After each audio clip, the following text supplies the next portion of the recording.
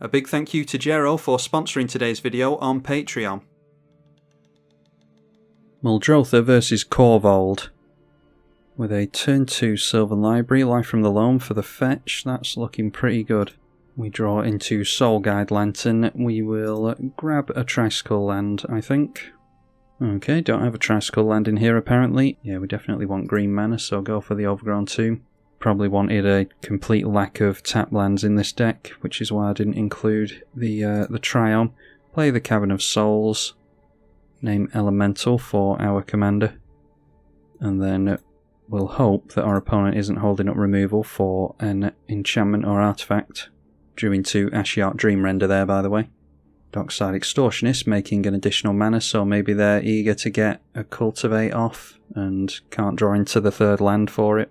So we'll draw an additional 2 cards with the Sylvan Library and see which ones we want to keep. That is a combo piece, so I think we keep all of these. Play the Marsh Flats, and it's tempting to go Winds of Rebuke onto the treasure token. Maybe it's black mana specifically, or just a third mana that they're after. Crack the Marsh Flats, we'll grab some blue mana on an Underground Sea.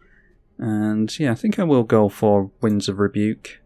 Alright, and then cracking that for black immediately, so going for Vampiric Tutor, probably only for a land. Maybe they wanted to hold on to that, but we forced their hand there. So Winds of Rebuke fizzles, each player will mill 2 cards, I think, still. Or does that get counted? Yeah, that gets counted, so we don't get the mill there. I have 2 lands for Life from the Loam. Let's go Soul Guide Lantern. Not against getting rid of a fetch and a tutor from their graveyard. Not above getting rid of the tutor from their graveyard. They could have Eternal Witness and stuff like that.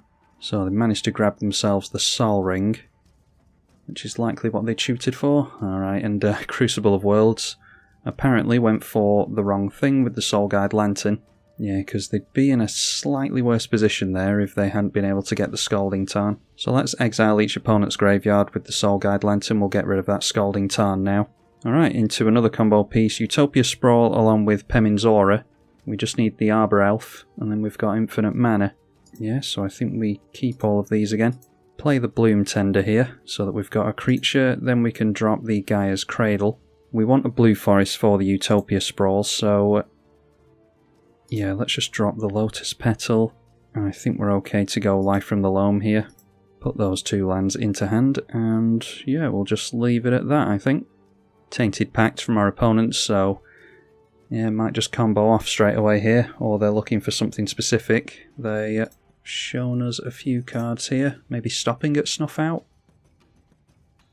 Okay, so yeah, they did stop at Snuff Out, and now casting Food Chain. And that takes them into Azusa. 2 cards in hand. It was actually Food Chain that they put in their hand there. They exiled the Snuff Out, just to be clear, so no Snuff Out in their hand. Not going to bother with Life from the Loam here. I want to look at different cards. Draw into Razaketh first of all. That takes us into Entomb and Spore Frog as well. So in that case, it is Razaketh back on top. And yeah, I suppose we might as well put the Spore Frog back on top as well. So then we can go Entomb after that and put the Arbor Elf into our bin. Then crack the Marsh Flats, go for another black source, play out the Ashiok so that the Bloom Tender will tap for 3 mana. And we can minus down the Ashiok, point that at our opponent, get rid of their Tainted Pact as well as some other things. Getting rid of a Necropotence from them, land, a Gamble, and a Grim Monolith. Bloom Tender taps for 3, like I said. We can play at Seal of Removal, and then I think we're just leaving it there. Can't get out our commander, so yeah, just leave it at that. Now seeing a Korvold, and they can exile that with the Food Chain if they want to. Won't have them do that yet. Sacrificing their forest, and then replaying that straight from the graveyard thanks to the Crucible of Worlds. So nothing lost there. That then allows them into Birds of Paradise. And not swinging in towards the Ashiok. So we'll bounce their Korvold, see if they want to sacrifice it at the end step to the Food Chain. They do not, rather predictably. Once again, not going to dredge the Life from the Loam. Draw into a Phyrexian Tower. Yeah, if we're going to play Muldrotha this turn, maybe I will dredge it actually. It gets us to look at more cards. Alright, so dredging there, a Priest of Titania, negate, and a swamp. Then we have Gilded Drake, so we can steal away our opponent's Korvold if we want to. Put the Phyrexian Tower on top. Just conscious of life, just in case our opponent gets into the Korvold and can start hitting us for a lot. So playing out the Muldrotha, cracking the Lotus Petal in order to do that, so play that out as our artifact for the turn. Then playing the Seal of Removal as well. Play ourselves an Arbor Elf, tap down the Gaia's Cradle in order to do that. And then it can be Marsh Flats. Crack the Marsh Flats. That gets us a Watery Grave. Put that in tapped, I think is okay. And then it can be Life from the Loam. Once again, we'll grab these 2 lands. Then minus down on the Ashiok. And that time, getting rid of an Infernal Grasp, which they would have drawn into for the Muldrotha next turn. A Lotus Petal. Maelstrom Pulse, getting rid of a decent amount of spot removal. Some ramp in the Dark Ritual as well. So they're seeing the Fire Covenant. And they are blowing up all of our stuff, so probably make use of Necromancy to get the Muldrotha out next turn. They swallowed up 8 life to do that. So say okay. We will not put Muldrotha in the command zone. And now swinging in at Ashiok.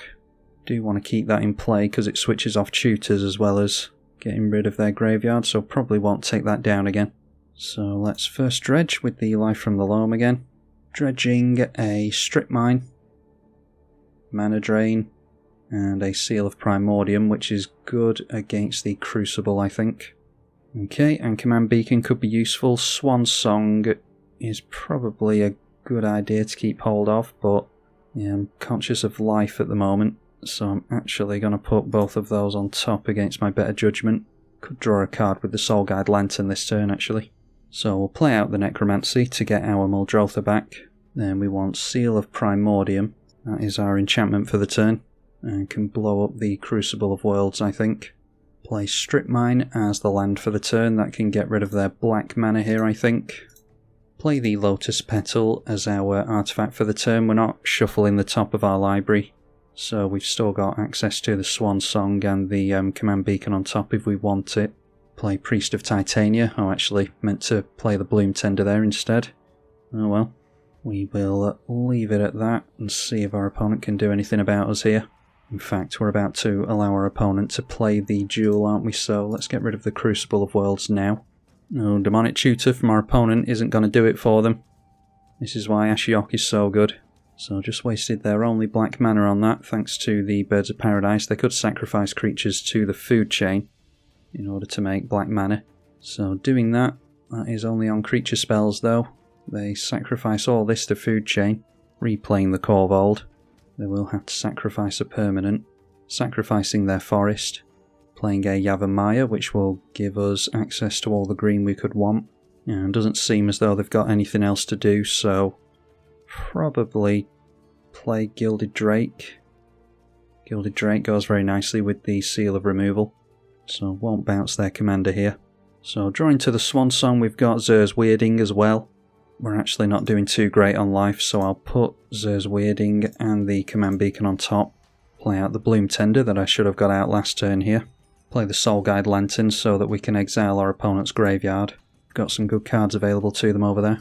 Exile their Badlands when that enters. Then Gaia's Cradle taps for 3 mana, so we'll go for the Seal of Primordium.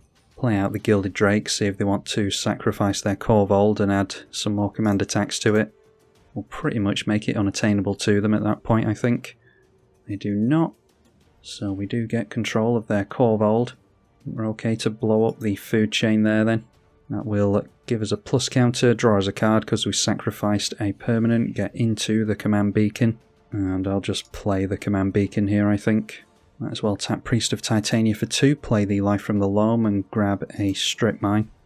And then we'll attack with the Muldrotha. We've got a flying blocker in the air for the Gilded Drake, which they decide to chump with. So we'll have access to that again next turn if we want it. Just passing the turn straight over to us. We'll see if our opponent wants to scoop it up here. Well, Life from the Loam first, we will dredge. And then it is Nurturing Peatland and an Elvish Mystic. We'll put the Peatland on top. and keep the Elvish Mystic so we've got more mana into Priest of Titania. Play the Elvish Mystic. Dredged the Zur's Weirding. Animate Dead. And Freed from the Real, which is another combo piece. Still not getting into the Simic mana that we want on a land. Anyway, Gaia's Cradle for 5 mana. Play the Seal of Primordium. We'll blow up the Sol Ring and see if we can encourage them to scoop it up here. That draws us another card to Korvold. Play the Arbor Elf as our creature for the turn. And then we can play the Nurturing Peatland we just drew into. Might as well sacrifice that with some floating mana, which will draw us 2 cards, one to the Peatland and one to the Korvold. And draw it into a Mana Vault and a counter spell. Play the Mana Vault. And we'll swing in at our opponent here. Sacrifice another permanent when Korvold swings in. We'll just make that... Yeah, we'll make it the Ashiok.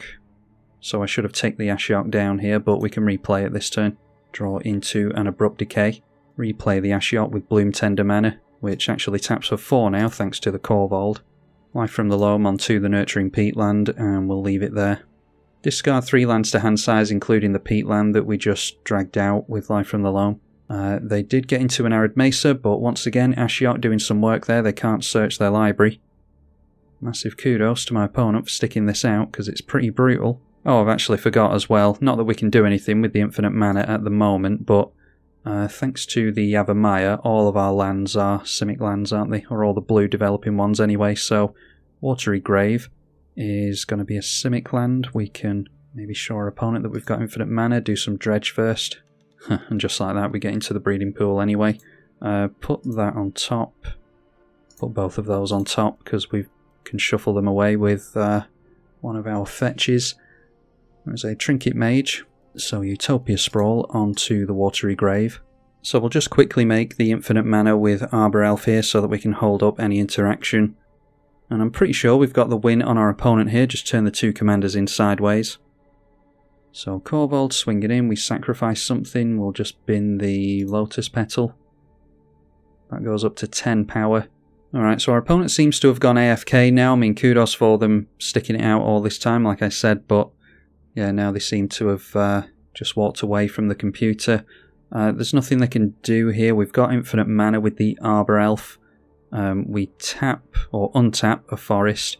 So we untap the Utopia Sprawl. This taps for a blue and a blue. And we put one of the blue mana into the Pemin's Aura. That untaps the Arbor Elf for floating a blue. And we can do that infinitely for as much different colours of mana as we like, because this will tap for black and green as well. And that means that we can counterspell and or swan song anything that they go for here. They won't be able to chump block with the bird token that we give them, because we will Abrupt Decay it out of the way. So yeah, highly doubtful that they're ever going to do anything here. Pretty commanding one, I think, so hopefully you all enjoyed this return to Muldrotha in 1v1. I'm tribalkai. Thank you for watching.